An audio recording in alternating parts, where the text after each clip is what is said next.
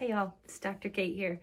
I'm gonna call this Communicating with Kate. So any video that's focused specifically on communication, tools, strategies, things like that, I'm gonna start calling that series Communicating with Kate.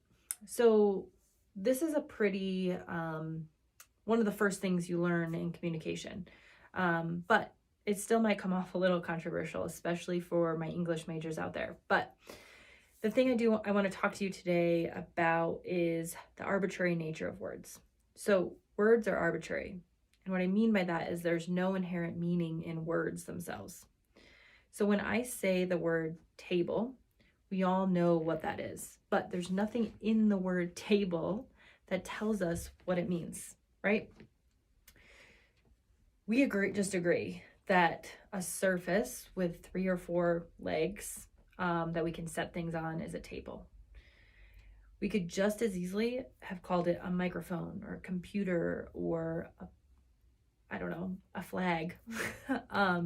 As long as we all agreed that tables are now called microphones, we could do that. Communication is agreed upon between people, and in order to have clear communication with others, we must have the same agreed upon meaning for the words that we're saying. This is the fundamental thing that you must understand about communication in order to really begin to build empathy and understanding. Even the words that we're saying in our conversations with others can be misunderstood.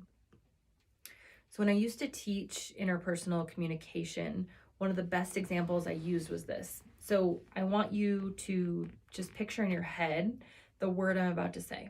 So just picture a dog. You can all picture a dog in your head, right?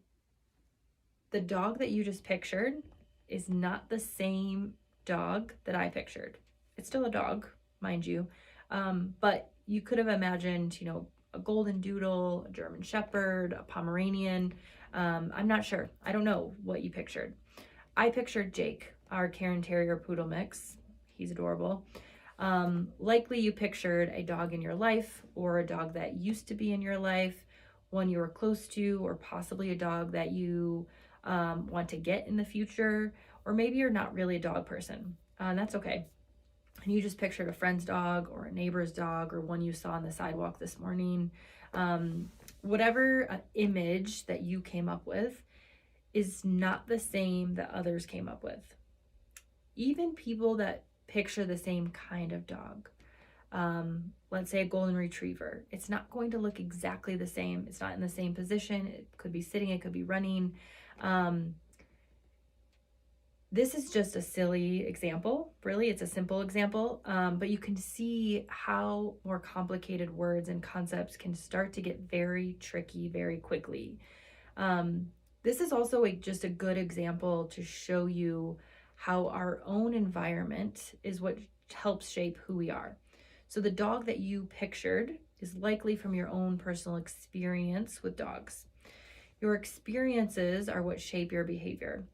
And that's not the same for everyone, right? So it could be a dog in your life. It could be a dog that you've seen on TV or media, right? And that's like a whole nother section of communication where we talk about mass communication and media and how that impacts who we are and our behavior.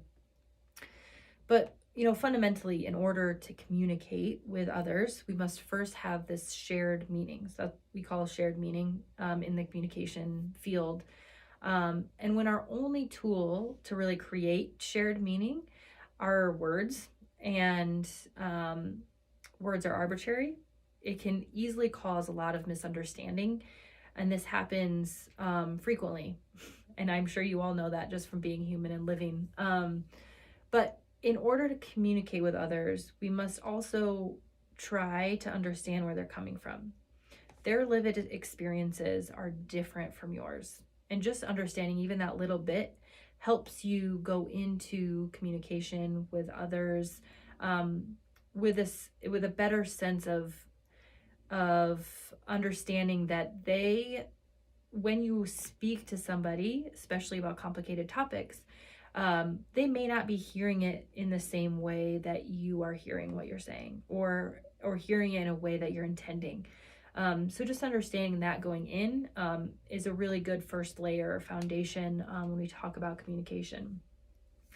Even our siblings that you grew up with potentially, right? We share a lot of experiences with them, especially growing up in the same household, having a lot of those same life experiences. We still have different individual experiences from them and have different views of the world. I actually the other day was listening to an old lecture by Jacques Fresco, and I could be butchering that name, and I apologize. But he said, every human being is perfectly well adjusted from where they're coming from. And I love this line. He also said that he doesn't believe any human misbehaves, that they just use whatever tools they know and whatever tools they're familiar with in order to get their needs met. So if you weren't taught how to handle big emotions, many of us are not. Most of us, I would probably say, are not taught how to handle big emotions. It's really not hard to understand that we might all struggle when it comes to relationships with others. We can talk more about kind of these environmental factors to human behavior another time, but I just want to bring it back around to the arbitrary nature of words. So words can carry different meanings if we say them in different ways too, right? So that's a tricky thing about communication. The way that we say words also carries different meaning, not just the words themselves. So there's a fine line, right, between sarcasms, jokes, and cruelty in the way that we say things. I think that this is just the first thing you learn in communication. We just need to consider that when we speak with others, we just might not have the same meaning or understanding, and that we should be very careful and think about where the other person is coming from in certain situations. All of their background, all of their experiences that they're bringing to that moment that you're having right now helps inform how they communicate with you, how you can communicate with them, how that interaction goes, how you react, especially when we're having hard conversations.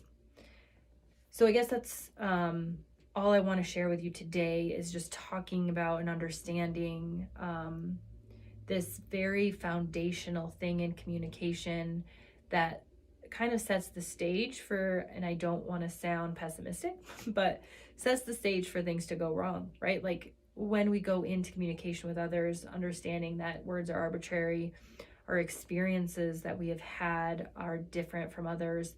And when we approach an interaction with other people, everyone's bringing their own things to that interaction. And going into those with some sort of understanding, compassion, empathy that the experiences other people have had are not the same as my own.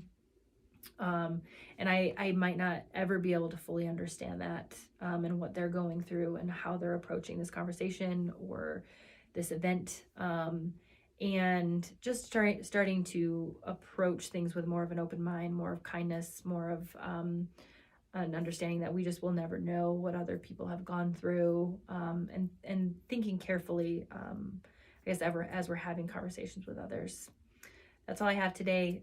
Thanks for tuning in. This is Life with Dr. Kate.